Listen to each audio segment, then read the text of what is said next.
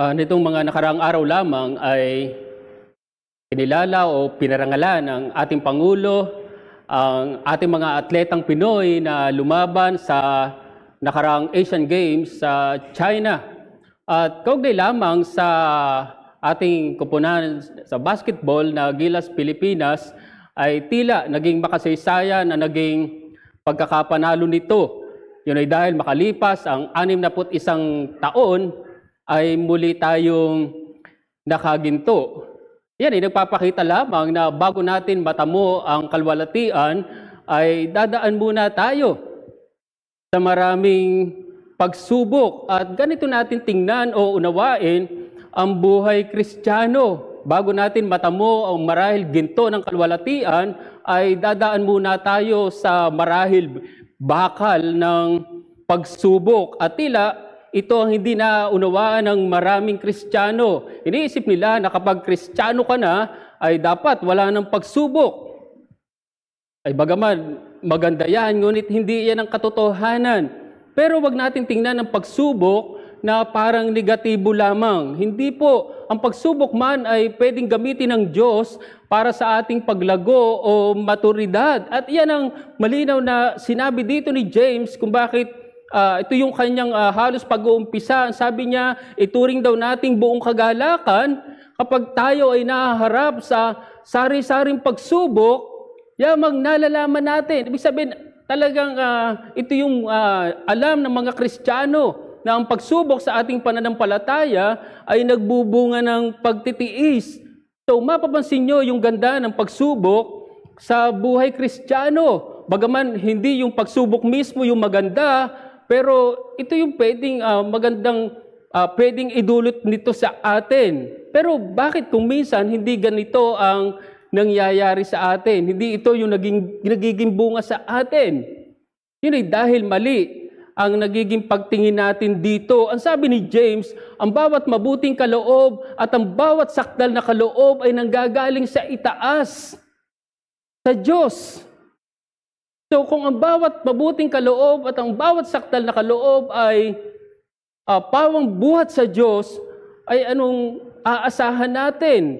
At nakita natin yan ultimately sa usapin ng ating kaligtasan. Kung nais mong makita ang kabutihan ng Diyos, balikan mo ang ginawa sa iyo ni Hesukristo. Ngayon, kaugnay sa ating kaligtasan, ay ano naman yung dapat maging bunga nito sa atin. Hindi po pwedeng na ligtas ka lamang at tapos na. Yan ay dapat magbunga ng tamang pakikitungo sa ating mga kapatid. Yan man ay sa paraan ng ating pagsasalita. Dapat hindi ka magagalitin.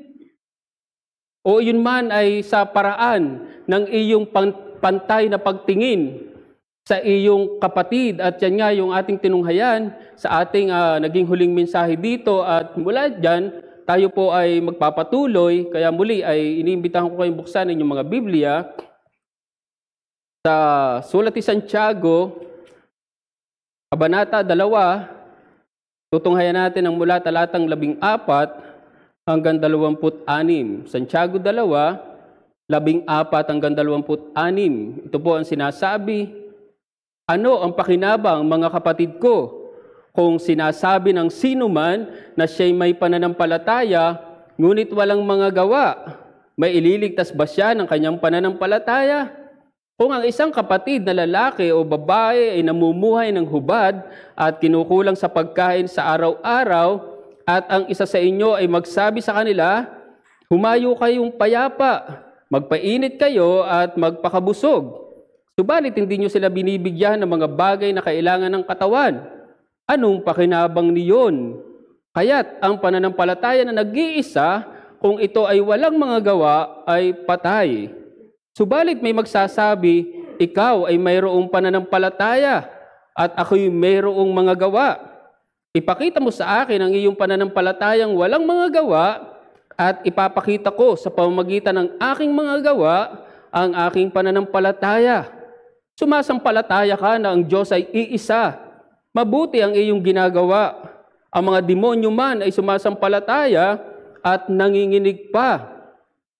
Subalit nais mo bang malaman o taong hangal na ang pananampalataya na walang mga gawa ay baog? Hindi ba ang ating amang si Abraham ay inaring ganap o pinawalang sala sa pamamagitan ng mga gawa ng kanyang inihandog si Isaac na kanyang anak sa ibabaw ng dambana? Nakikita mo na ang pananampalataya ay gumagawang kalakip ng kanyang mga gawa. At ang pananampalataya ay naging ganap sa pamamagitan ng mga gawa. Kaya natupad ang kasulatan na nagsasabi, si Abraham ay sumampalataya sa Diyos at ibinilang sa kanya na katuwiran at siya'y tinawag na kaibigan ng Diyos. Nakikita ninyo na ang tao'y inaaring ganap o pinapawalang sala sa pamamagitan ng mga gawa at hindi sa pamamagitan ng pananampalataya lamang. Gayon din, hindi ba't si Rahab na masamang babae ay inaring ganap sa pamamagitan ng mga gawa? Nang tanggapin niya ang mga sugo at pinalabas sila sa ibang daan. Sapagkat kung paanong ang katawan na walang espiritu ay patay, gayon din naman ang pananampalataya na walang mga gawa ay patay. Sa ating nga pong nakaraang mensahe, kung maalaala nyo lamang na ipinakita ni James na kung tayo ay nangahawakan sa pananampalataya kay Hesukristo ay hindi daw dapat umiral ang pagtatangi sa bawat isa. At tiningnan nga natin ang dalawang bagay dyan. Una, sapagkat ito ay taliwas sa katangian ng Diyos. At pangalawa, sapagkat ito ay taliwas sa kautusan ng Diyos o sa kanyang salita. At ang medyo nakakagulat nga sa sinabi dito ni James sa chapter 2 verse 12, kung bakit hinikayat niya ang kanyang mga mambabasa na magsalita daw at kumilos na gaya ng mga taong hahatulan sa pamamagitan ng kautusan ng kalayaan, ay sapagkat ipinakita dito na hahatulan tayo ng Diyos base sa kung paano natin trinato ang ating mga kapatid. Kung paano ko nagpakita ng habag sa iyong kapatid, ay medyo nakakagulat ito sapagkat tayo ba ay haharap pa rin sa hatol ng Diyos? Ay hindi po ganito ang gustong sabihin dito, pero dapat ay makita sa atin kung tayo ba ay hindi karapat-dapat sa hatol ng Diyos. Totoo na lahat ng Kristiyano man o mananampalataya at mga hindi mga mananampalataya haharap sa araw ng paghuhukom, pero marahil ang tanong ay, tayo ba'y hahatulan pa rin ng Diyos? Ay malinaw na hindi na, pero dapat makita sa atin o ipakita mo kung hindi ka karapat-dapat sa hatol ng Diyos. Kung sinasabi mo na hindi ka karapat-dapat sa hatol ng Diyos, tapos ay hindi iyon makita sa pagtrato sa iyong kapatid, ay paano mo aasahan ang awa ng Diyos? Ay hindi po pwede ang ganon. Hindi ibig sabihin ito na nakabase sa ating gawa o sa ating katuwiran ang ating kaligtasan. Hindi yon. Pero dapat ay makita iyon sa iyong ginagawa sa iyong kapatid. At dito nga pumapasok ang ating teksto. Pansinin niyo muli ang sinabi sa ating teksto sa unang talata, sa talatang 14, matapos yung usapin sa paghahatol ng Diyos, ang sabi ni James, ano ang pakinabang mga kapatid ko? Kung sinasabi ng sino man na siya may pananampalataya, ngunit walang mga gawa, malinaw ang sinasabi ni James, may ililigtas ba siya ng kanyang pananampalataya? Ay alam niyo, ang tinutukoy dyan ni James na kaligtasan, ay may kinalaman niya sa mga nakalipas na mga talata patungkol sa darating na paghahatol ng Diyos. Gustong ipakita dyan na paano mo masasabi na maliligtas ka o makatatanggap ka ng awa sa Diyos sa araw ng kanyang paghuhukom kung wala namang gawa. Ang sinasabi mong pananampalataya ay gustong sabihin dyan ni James na hindi mangyayari yon. Hindi mo po pwedeng asahan ng kaligtasan na marahil inaasahan mo o marahil inaasahan mong awa sa Diyos. Hindi po pwedeng ganon. Ito yung aking mensahe. Ang pananampalataya kay Hesukristo ay hindi nasusubok sa nalalaman kaugnay dito, kundi sa pagpapakita nito. Ang pananampalataya kay Hesukristo ay hindi nasusubok o natatapos sa nalalaman mo kaugnay dito, kundi sa pagpapakita nito. Hindi natin inaalis na magkaroon tayo ng tamang kaalaman o doktrina patungkol sa pananampalataya kay Hesukristo. That's not the point. Alam nyo, kung hindi tayo magkakaroon ng tamang kaalaman o doktrina patungkol sa pananampalataya kay Hesukristo, ay mamamali tayo sa ating kaligtasan. Pwede tayong mauwi na ang kaligtasan ay sa pamamagitan ng mabuting gawa o good works. O sa ano pa mang kaparaanan, ay napakadelikado niyon. Pero kung natatapos ka lamang doon, sasala ka pa rin sa turo o sa doktrina patungkol sa ating pananampalataya kay Hesukristo. Kaya siguro ay maganda na tingnan natin ang dalawang bagay na magbabalanse patungkol sa pananampalataya kay Hesukristo. Una, walang kaligtasan kung walang pananampalataya.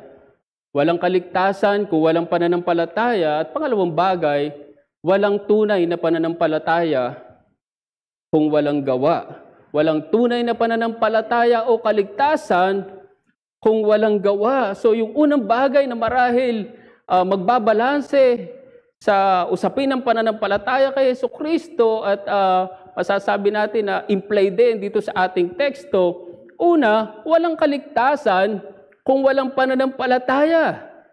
Ito nga ang sinasabi o itinuturing na napaka-controversial o pinaka-controversial sa buong sulat na ito ni James, sapagkat ito raw ay kumukontra sa turo ni Apostol Pablo na ang kaligtasan ay sa pananampalataya lamang. Pero malinaw na hindi ito kumukontra sa turo na ang kaligtasan ay sa pananampalataya lamang. Bagaman idinidiin dito ni James yung pangangailangan ng mga gawa. Actually, paulit-ulit si James na mga gawa, hindi lang gawa. Yung pangangailangan ng mga gawa sa ating pananampalataya, pero hindi pa rin niya gusto sabihin dito ni James na ito ang paraan ng kaligtasan. Gano'n karaming mga gawa yon, mahalaga siya at makikita nga natin yun mamaya, pero hindi pa rin yan ang paraan o magdadagdag, mag-aambag sa usapin ng kaligtasan. Hindi po, sa katunayan, ipinakita dito ni James na ang kaligtasan ay sa pananampalataya lamang kay Hesukristo. Ay maalala niyo yung ating yung nakaraang teksto, nakaraang mensahe sa Kabanata 2, talatang 1, ang sabi nga doon ay, mga kapatid ko, huwag kayong magkaroon ng pagtatangi habang tinataglay ninyo ang pananampalataya sa ating Panginoong Hesukristo. Ang Panginoon ng kalwalatian, so malinaw na ipinapakita dyan na yung pananampalataya ay kay Hesukristo, ang kaligtasan ay kay Hesukristo. Kapag pinag-usapan ng pananampalataya o kaligtasan, laging inuugnay yan kay Hesukristo. Sa katunayan, si James, na kapatid ng ating Panginoong Jesus, ay naligtas lamang sa pananampalataya kay Hesukristo.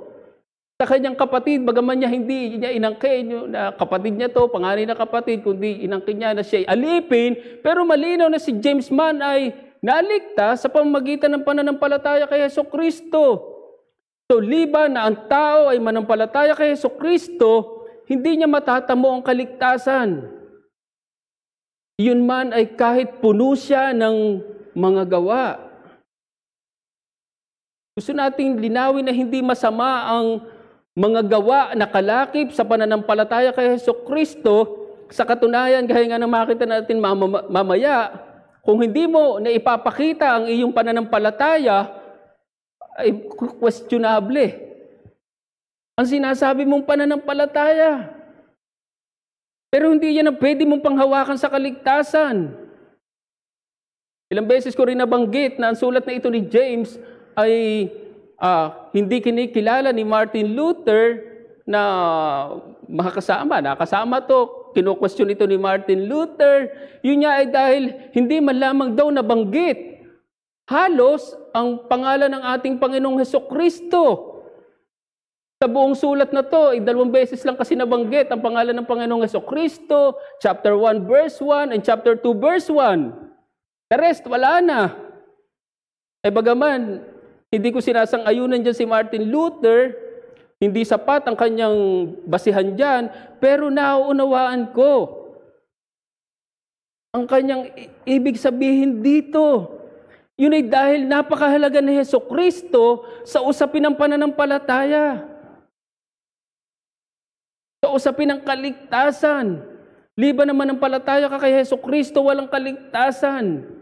Anumang marahil gawa ang iyong gawin, hindi yan sapat o abot sa Diyos. Pagaman hindi masama na gumawa ka ng maraming mabuting bagay, ngunit kung hanggang dyan ang iharap mo sa Diyos, ipipresenta mo sa Diyos, mabibigo ka. At itong hindi naunawaan ng marami. Alam nyo, maraming tao pilit na iginigiit ang kanilang pwedeng gawin sa Diyos. Gayong wala naman talaga silang pwedeng gawin sa Diyos. Wala silang magagawa sa Diyos. Ang sabi ng salita ng Diyos, ang ating daw mabuting gawa o ang ating katuwiran ay parang maduming basahan lamang sa harap ng Diyos. Ayoko nang masyadong bigyan ng lalim ang ibig sabihin niyan. Pero ipinapakita doon yung marahil napakagandang bagay ang ginagawa mo, pero pagdating sa harap ng Diyos, sobrang dumi. So ano ang pwede mong gawin para matamu mo ang pabor ng Diyos? Yan ay nagpapakita lamang na wala ka talagang magagawa para tanggapin ka ng Diyos. At yan ang gusto kong maunawaan ng mga kasama namin dito, maging sa inyo na marahil nakatutok ngayon sa pakikinig ng mensaheng ito. Una, wag mong isipin na mabuti kang tao. Wag mong isipin na mapagkawang gawa ka namang tao. Hindi yan sapat para matamu mo ang pabor ng Diyos. Alam nyo, ang hindi naiintindihan ng tao na kahit ang kanyang mabuting gawa ay kaloob lamang ng Diyos. Ngayon, kung yung iyong marahil napakagandang gawa ay kaloob din ng Diyos, ano ang pwede mo pang gawin sa Diyos? Wala ka na talagang magagawa sa Diyos. Sa katunayan, yung sabihin mo na dahil mabuti ka, mapagkawang gawa kang tao, ay pwede ka nang tanggapin ng Diyos. Iyan ang lingwahe ng marami ngayon. Iyan ay pagmamalaki sa Diyos.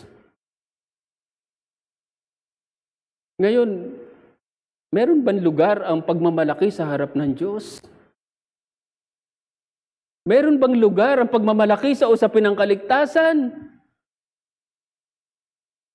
Wala. At itong hindi nauunawaan ng marami. Akala nila dahil mabuti silang tao, parang okay na sila sa Diyos. Hindi po, nagkakamali sila. Sa nangyayari pa rin kaguluhan sa Israel, ayon lang sa mga balita kamakailan ay kahanga-hanga yung isang madring Pinay doon na mas pinili daw na manatili sa kanyang kinalalagyan kaysa lumikas.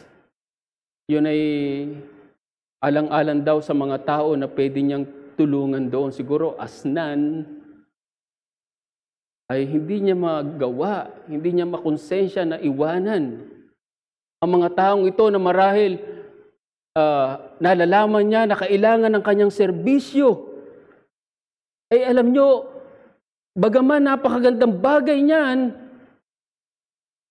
at ako'y naniniwala na marahil kahit yung mabuting bagay na yan ay hindi nilalampasan ng Diyos like Cornelius, ngunit pagdating sa pagtanggap ng Diyos, hindi yun sapat. Ang hamon ko ay direkta sa mga mananampalataya sa iyo na wala pang kaugnayan sa Diyos sa pamamagitan ni Hesukristo. Kung nais mong matanggap o kung nais mong maging katanggap-tanggap sa Diyos, talikuran mo ang iyong pwedeng gawin sa Kanya. Talikuran mo ang pwede mong gawin sa Diyos at bumaling ka lamang kay Hesukristo.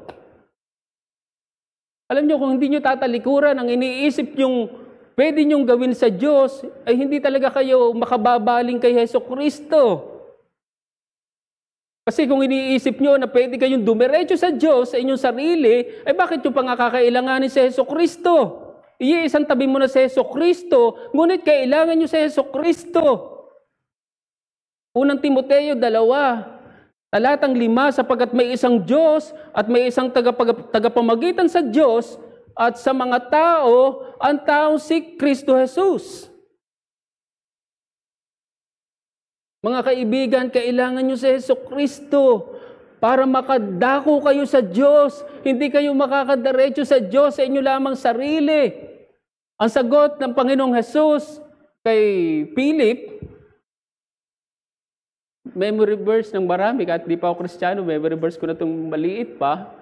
Juan 14:6, ako ang daan, ang katotohanan at ang buhay, walang makakarating sa Ama, kundi sa pamamagitan ko.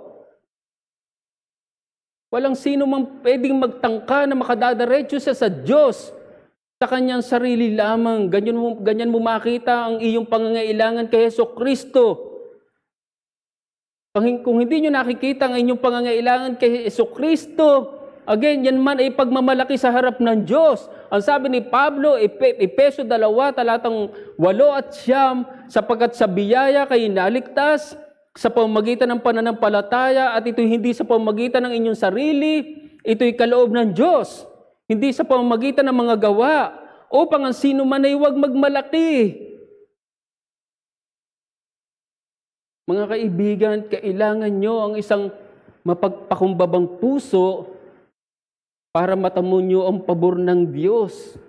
Matthew 5, verse 3, blessed are the poor in spirit, for theirs is the kingdom of heaven. Kung hindi kayo magkakaroon ng bagbag na puso sa harap ng Diyos, hindi nyo matatamo ang kaligtasan. Kailangan nyo ng pagkilala sa sarili na wala kayo, aba kayo sa harap ng Diyos. At kung wala kayo ng ganyang diwa, malabong matamo nyo ang pabor ng Diyos. Siguro, kung merong isang tao na marahil merong pwedeng ipagmalaki sa Diyos, yun ay walang iba kundi si Martin Luther. Sapagkat lahat ay ginawa ni Martin Luther para maging katanggap-tanggap sa Diyos, sa pagkilala kung sino ang Diyos. Sa pagkilala niya na ang Diyos ay banal, lahat ginawa niya, manalangin, supili ng sarili, pero siya man ay nabigo. Lahat man ng kanyang ginawang yon ay hindi nakaabot sa Diyos, hindi naging katanggap-tanggap sa Diyos, at diyan na nag-umpisa.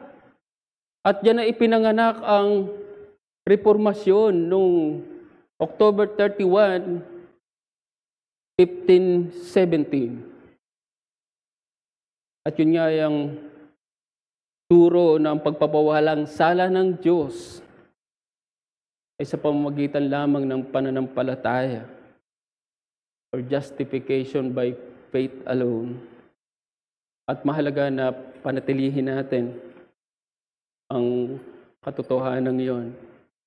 Subalit, pangalawang bagay, walang tunay na pananampalataya, or pwede nating sabihin, walang tunay na kaligtasan kung walang gawa.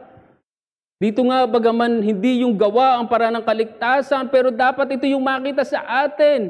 Kung hindi, walang kabuluhan ang sinasabi mong pananampalataya o kaligtasan, at yan ang paulit-ulit na sinasabi dito ni James. So, liban na ang pananampalataya ay maipakita sa gawa, walang ebidensya o patunay nito. Magandang sinabi dito ni James. Sabi sa talatang 15 hanggang 16, kung ang isang kapatid na lalaki o babae ay namumuhay ng hubad, literally, kulang sa damit, at kinukulang ng pagkain sa araw-araw, at ang isa sa inyo ay magsabi sa kanila, parang napakapayos naman, humayo kayong payapa, magpainit kayo, at magpakabusog. Subalit hindi nyo sila binibigyan ng mga bagay na kailangan ng katawan. Pinalis nyo pa rin marahil walang damit, Pinalis nyo pa rin gutom. Ang sabi ni James, anong pakinabang niyon? So mapapansin nyo na hindi sapat na sinasabi lang natin na tayo ay may pananampalataya, subalit hindi nakikita sa ating mga gawa. Kaya nga tama-tama ang old saying, actions speak louder than words. At totoo yan mga kapatid. Ay mas mabuti pangaraw, yung bagaman hindi ka nagsasalita, pero nakikita sa iyong gawa, kaysa naman panay ka dakdak, panay ka usap, panay ka salita, pero hindi nakikita sa iyong gawa. At mahalaga ito mga kapatid. Pero gaya ng inaasahan ni James, ay merong mag-o-object sa kanyang sinasabing ito. Naunawaan ni James na merong magpipilit na ang mahalaga pa rin ay yung ipinapahayag mong pananampalataya at yun ay kahit pa walang gawa. Ay itinatanggihan ni James. Ang sabi ni James, talatang 18, subalit may magsasabi, ikaw ay mayroong pananampalataya at ako'y mayroong mga gawa. Ang sabi ni James, ipakita mo sa akin ang iyong pananampalatayang walang mga gawa at ipapakita ko sa pamamagitan ng aking mga gawa ang aking pananampalataya. That's the challenge ni James. So mapapansin nyo na hindi sapat na sinasabi lamang natin na meron tayong pananampalataya, yan yung inaangkin mo, subalit hindi nakikita sa iyong mga aksyon. Mas idinidiin dito ni James na sa pamamagitan ng ating mga gawa ay napapatunayan o mas nahahayag ang ating pananampalataya. At napakahalaga nito mga kapatid. Kung iisipin nyo bakit mahalaga to, ay isipin nyo kahit daw ang mga demonyo ay sumasampalataya din at nanginginig pa. Parang base lang sa isang commentator, parang ang pinaka-background dito ay sa isang magikero na pag siya nag-perform ng kanyang mahika, ay yung isang naniniwala o nananampalataya sa isang magikero ay yun nga, nanampalataya siya at parang may bunga ng panginginig pa. Parang larawan na, nananampalataya ko sa iyo. Parang gano'n. Hindi ako gaano sure sa background na yun, but yan yung sinasabi ng isang commentator, ay ganyan daw yung mga demonyo. Ayoko nang bigyan ng diin yan. Gusto lang ipakita dyan na pagdating sa pananampalataya sa Diyos, parang madali lamang na bagay yon. Isipin nyo, kahit mga demonyo ay nananampalataya, parang madali lang, pero ang mahirap ay yung paglalapat o pagpapakita nito. At kadalasan dito tayo nabibigo. Hindi nga natin sinasabi dito na masama na magkaroon tayo ng tamang kaalaman sa pananampalataya o doktrina patungkol kay Hesukristo. Pero isipin nyo, kahit ang mga demonyo may tama ding doktrina. Baka nga minsan magaling pa sa atin ng mga demonyo sa doktrina. Minsan sumasala pa tayo pero mga demonyo marahil hindi. Pero hindi yung sapat. Wala naman siguro demonyong ligtas. Pero nananampalataya. May tamang doktrina. At kadalasan dito tayo nabibigo.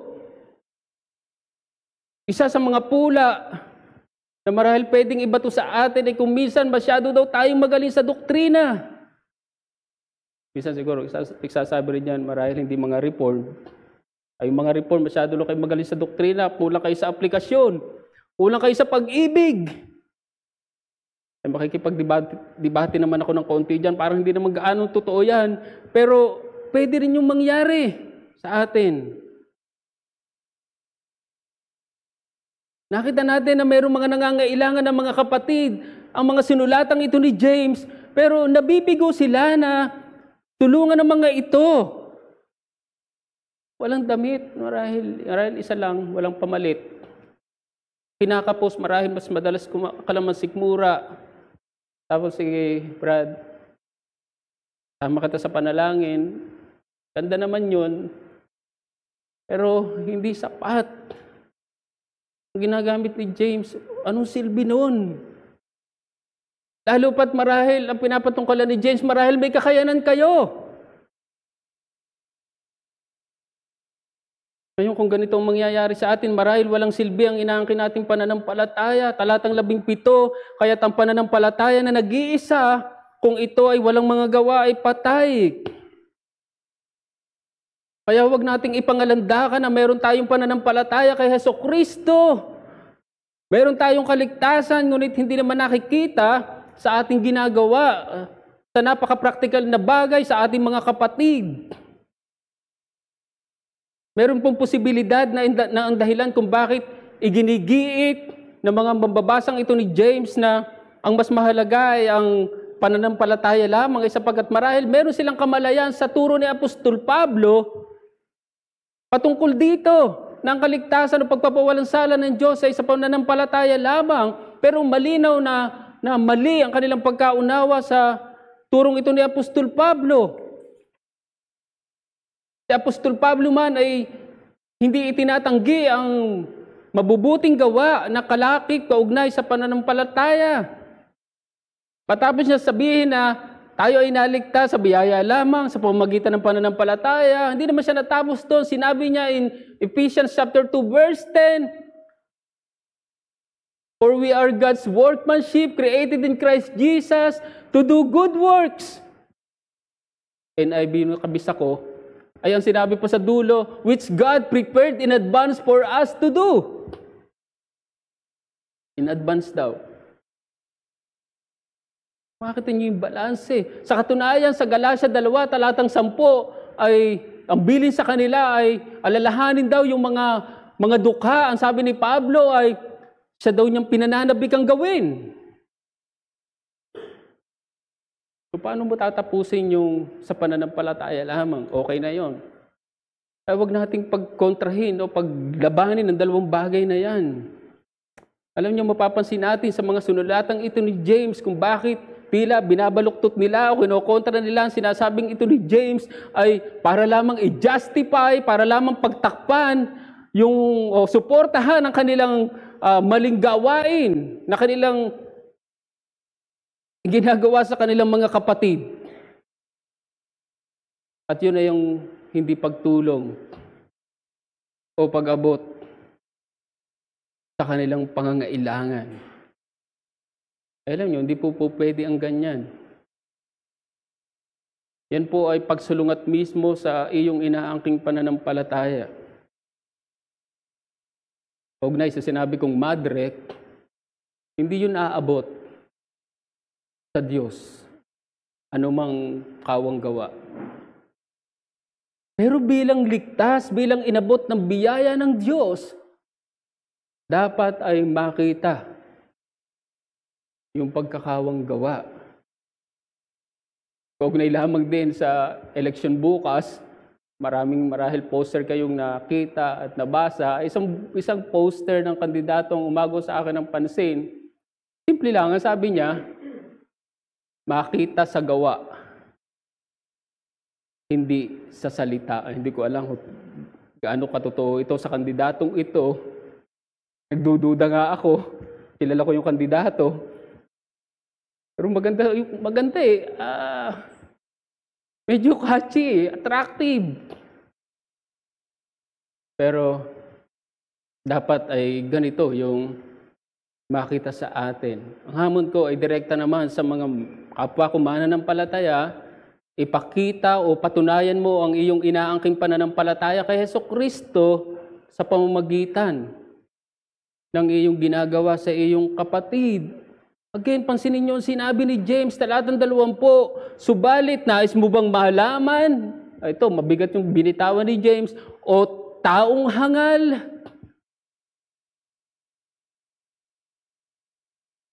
Na ang pananampalatayang walang mga gawa ay patay. Kasi nag-o-object, marahil nangangatwiran pa, tinawag siya ni James na hangal. At dito nga ay gumamit si James ng halimbawa para ipakita na yung pananampalataya ay nagbubunga ng gawa. At ang napakagandang ginamit niyang halimbawa dito ay walang iba. Una ay ang ating amang si Abraham. Alam natin na si Abraham ay naligtas sa pamamagitan lamang ng pananampalataya. Pero dito ay pinakita ni James kung ano ang naging bunga ng pananampalatayang iyon kay Abraham sa Diyos. Alam natin na dahil sa pananampalataya ni Abraham sa Diyos ng Israel, nakuha niyang ihandog ang kanyang pinakamamahal na anak na si Isaac. At ang sabi, sa pamamagitan daw noon, sa pamamagitan ng mismong paghahandog ni Abraham, ay yun ay itinuring na katuwiran niya. Hindi natapos doon sa pananampalataya niya, kundi ang itinuring na katuwiran kay Abraham, itinuring na at tinawag na kaibigan ng Diyos, matapos na ihandog niya ang kanyang anak na si Isaac. Tumapansin niyo na dahil sa pananampalataya, mayroong ginawa si Abraham. Hindi lamang yun natapos sa kanyang pananampalataya sa Diyos ng Israel, at ang isa pang ginamit na halimbawa dito ni James ay si Rahab. Alam din natin ang kwento ni Rahab, ang masamang babae.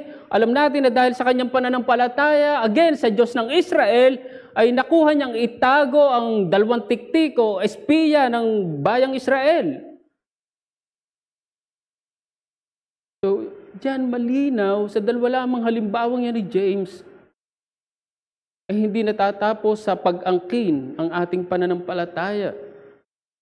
Yun ay dapat nakikita o nagbubunga sa ating ginagawa sa ating mga kapatid, especially in a very practical way.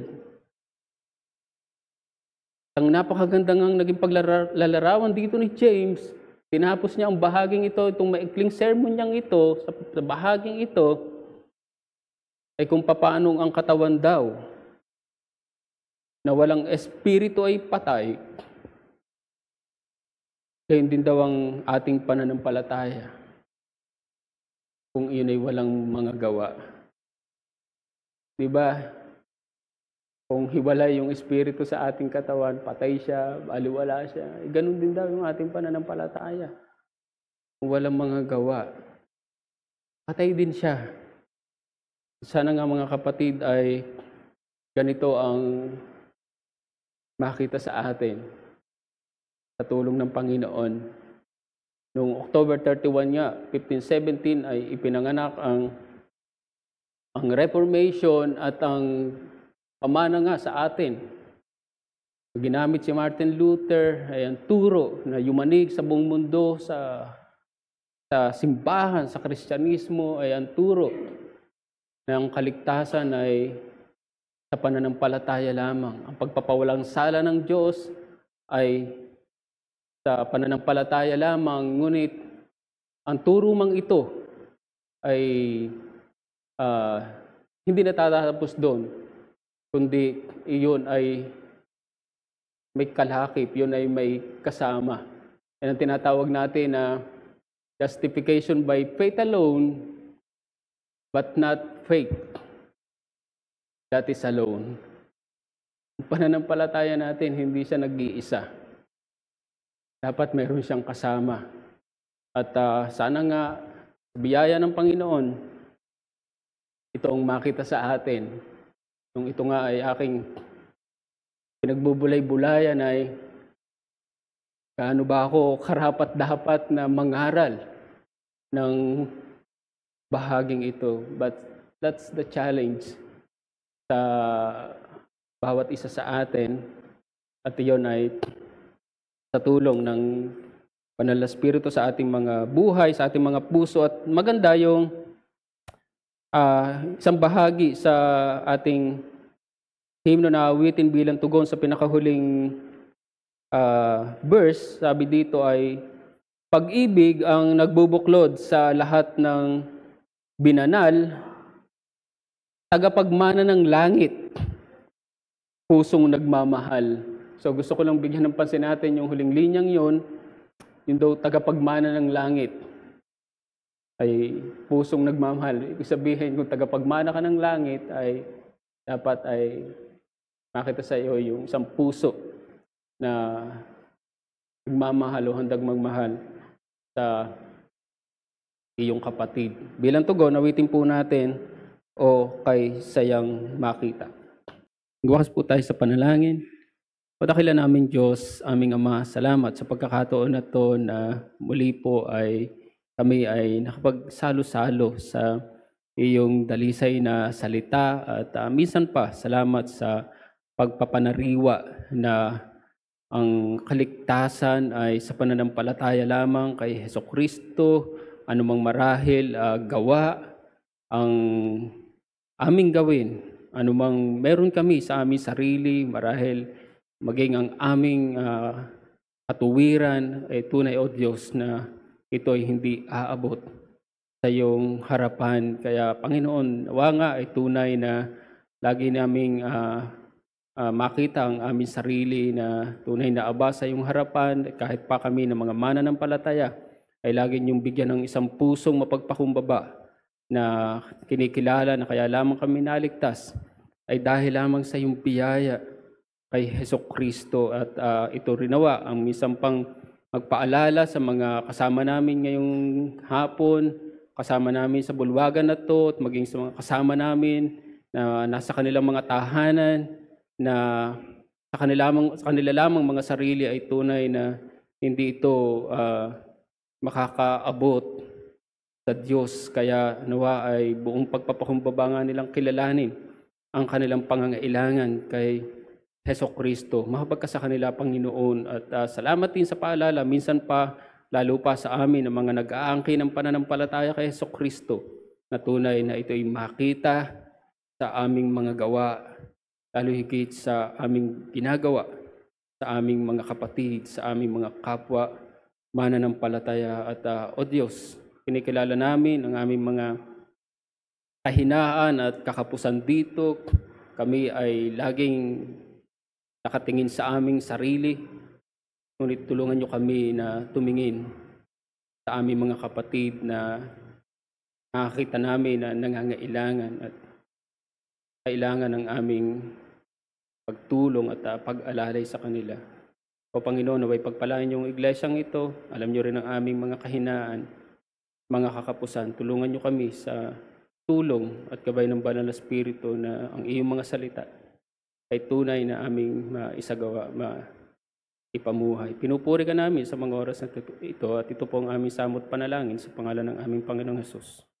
Amen.